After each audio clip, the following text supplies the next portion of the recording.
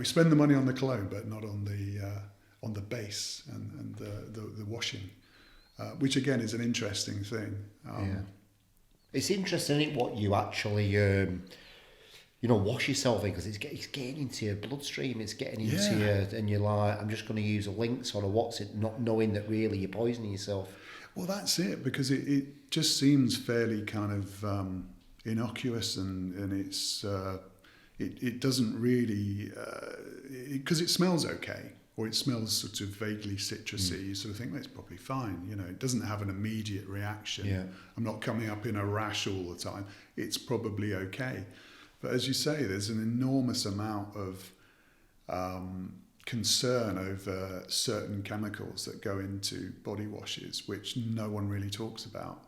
I think I mentioned before, parabens. It's very common.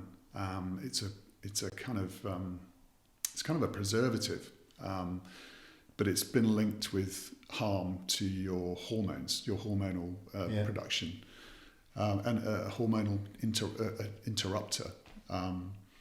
And it's rife, it's everywhere, but it's just not really talked about because it doesn't have an obvious impact on your body.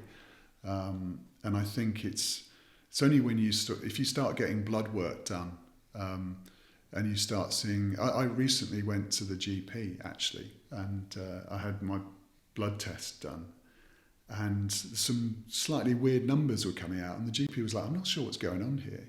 I'm going to refer it to an endocrinologist to have a look at and say, what's and you have all these sort of different levels, and you sort of, well, is it because of what I'm eating? Is it because I'm in my 50s? What is it? And I think we're starting to open our eyes a lot more to the sort of deeper level of what's going on in our bodies, because for a long time it's just been, well, you're fat, you need to get slimmer, you need to eat the right food, you need to stop eating that or drinking that or stop smoking. There's just a lot more complexity going on in your body, and you have to track down what the culprits are, and it's sort of what's being put into your body other than food, other than alcohol or cigarettes.